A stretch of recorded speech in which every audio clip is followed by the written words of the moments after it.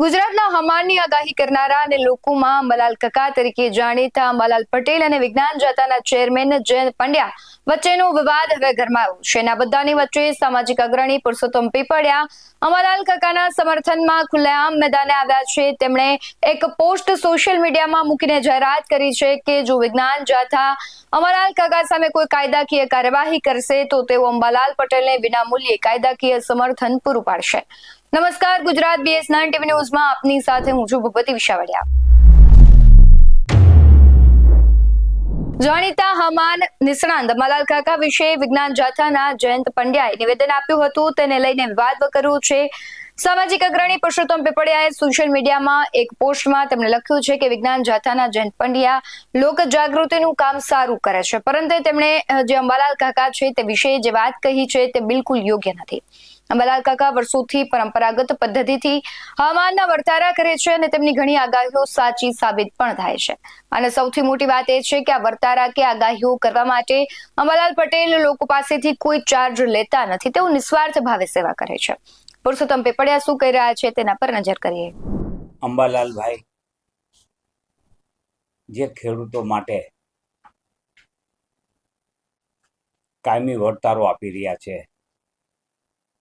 અને તેના વળતારાનું સાચું પડવાનો રેશિયો ખૂબ જ સારો છે અને સરાહનીય છે. રાજકોટના વિજ્ઞાન જાથાના જયંતભાઈ પંડ્યાજી છે, તેમણે પણ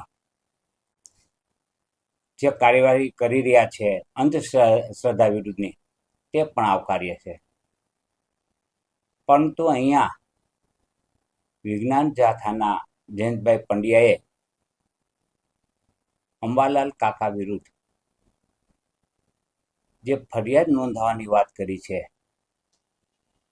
તે મારી દૃષ્ટિએ એમનું ઉતાવળિયું પગલું છે. કારણ કે અંધશ્રદ્ધા, અફવા અને વર્તારો અને જ્યોતિષ આ ત્રણેય બાબતો જુદી છે. અંધશ્રદ્ધા અને અફવાઓ એ પોતાના સ્વાર્થ માટે ફેલાવવામાં આવે છે અને કેટલીક વખત સમાજમાં વર્ગ વિગ્રહ કરવા માટે ફેલાવવામાં આવે છે. એટલે અંબાલાલ કાકાની આગાહીને આપણે અફવા તરીકે વર્ગીકૃત કરી શકાય નહીં. તેમ છતાં વિજ્ઞાન જાથાએ તેમને અફવા ફેલાવવાના અને ખેડૂતોને નુકસાન કરવા માટેના વર્તારાને સ્થાન આપ્યું છે, તે મારી દૃષ્ટિએ તદ્દન ગેરવ્યાજબી છે.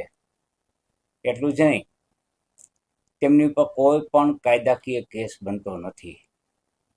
કારણ કે અંબાલાલ કાકા છે એ ક્યારેય પણ આ વર્તારા કરવા અંગે કોઈ વળતર મેળવતા નથી કે કોઈની પાસેથી તોષણ લેતા નથી. તેવા સંજોગોમાં તેમની ઉપર કેસ કરવાની જે વાત છે એ પાયાથી જ ગેરકાયદેસર. તેમ છતાં જો તેમની ઉપર કોઈ પણ પ્રકારે કોઈ પણ વ્યક્તિ દ્વારા કેસ કરવામાં આવશે તો અમે તેમનો સામનો કરીશું અને કેસ અંગેનો જે કાંઈ ખર્ચ કાનૂની ખર્ચ થાય તે તમામ ખર્ચ અમે ભોગવીશું. તેમણે લખ્યું છે કે અંબાલાલ કાકાની આગાહીઓથી ખેડૂતોને મદદ મળે છે. તેમને વર્તારા ઘણી વખત સાચા પડ્યા છે, એટલે અંબાલાલ કાકા ક્યારેય કોઈની પાસે આ કામના પૈસા લેતા નથી. જયંત પંડ્યાએ અંબાલાલ કાકા વિશે કરેલી ટિપ્પણીઓ અયોગ્ય છે. જો જયંત પંડ્યા કે વિજ્ઞાન જાથા અંબાલાલ કાકા સામે કોઈ કાર્યવાહી કરશે અથવા પગલાં ભરશે તો તેની જે લડત છે તે હવે કાનૂની રીતે પુરુષોત્તમ પીપળિયા લડવા લાગશે. ગુજરાતમાં ગમે ત્યારે હવામાન બદલાય ત્યારે આખું સ્ટાફ અને ખેડૂતો અંબાલાલ કાકાની આગાહી તરફ નજર માંડીને બેઠો હશે.